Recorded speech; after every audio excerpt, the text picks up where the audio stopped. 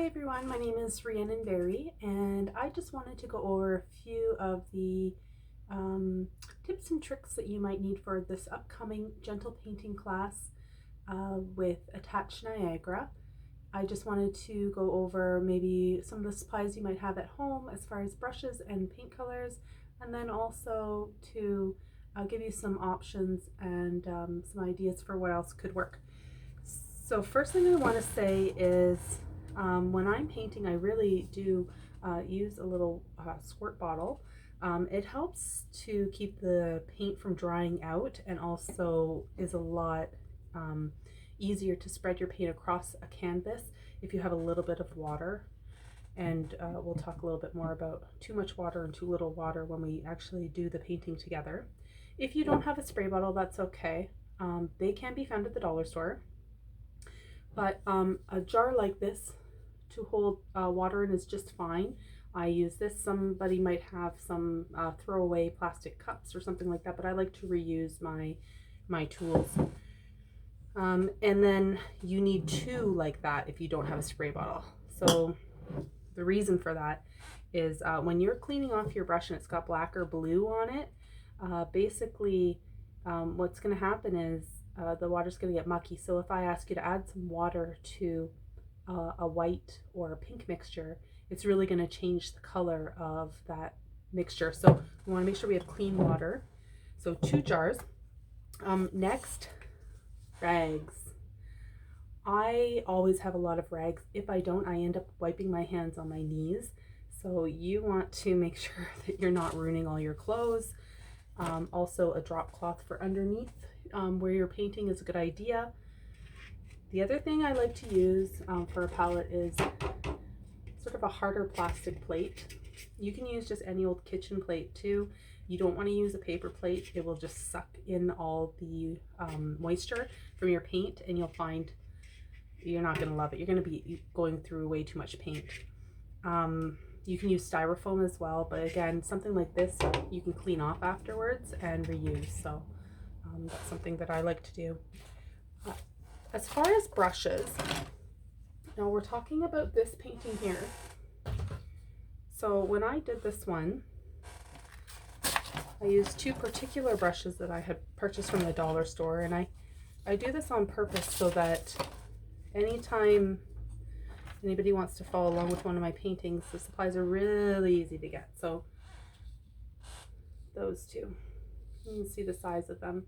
So one's a little bit larger, a little bit more coverage, and then the other one is for a little bit more details. The other brush that I used was for some slight blending. I used this, but any of these fluffy brushes will work. And if you don't have one of those, you can get them at the dollar store too. They're very, very inexpensive. Now, if you don't have these, you could use this one from the Dollar Tree.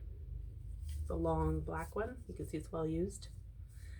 But yeah, so you can use that. You can even use some of these more harder bristle brushes. They'll just leave a little bit more of like a streak, a pattern in your painting when you're trying to smooth it out. That's okay. All of our paintings will look a little bit different anyway. Every artist paints differently. And then this one could work too, a flap, just for coverage.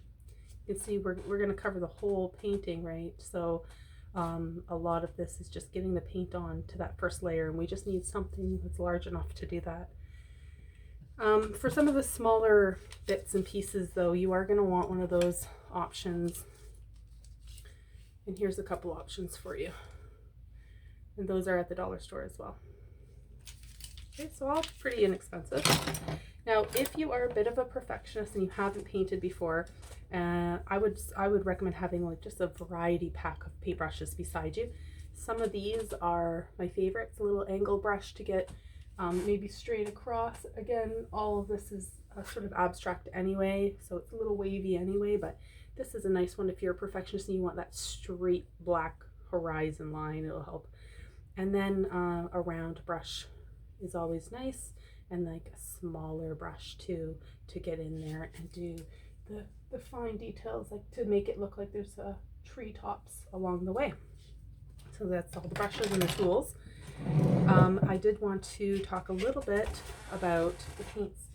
So I usually buy a multi-pack so that you don't have to spend too much money on paint. And then you can come back and do another one of my tutorials with the same color. So I stick to the same color palettes. That's Brilliant Red, Brilliant Blue, these two. And I use a little like the Artist Loft from Michaels. The pack also has Brilliant Yellow and a white and a Mars Black. So those are the colors that I'm going to be using. Now you can see the dollar store colors.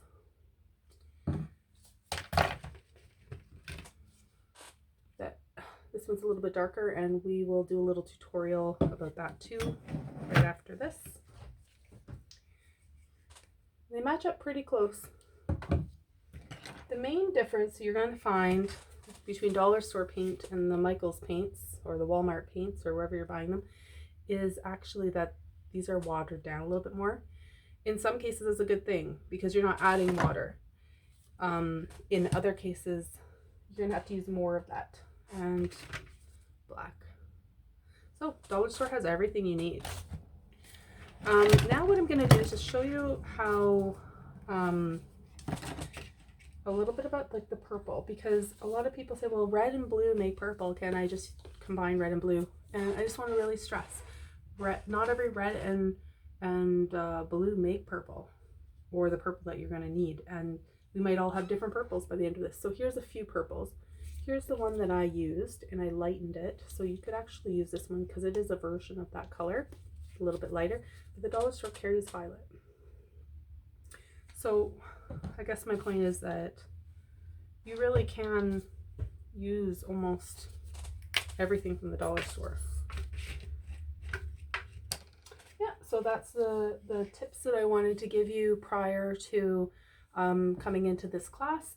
And as well, if you're going to use a large canvas, you're going to use more paint. So buy a smaller canvas if you want to save on paint. Okay, if you do have any questions, please feel free to message me, and you can see more of my videos and my work at www.bwhimi artistloft.ca. Thank you.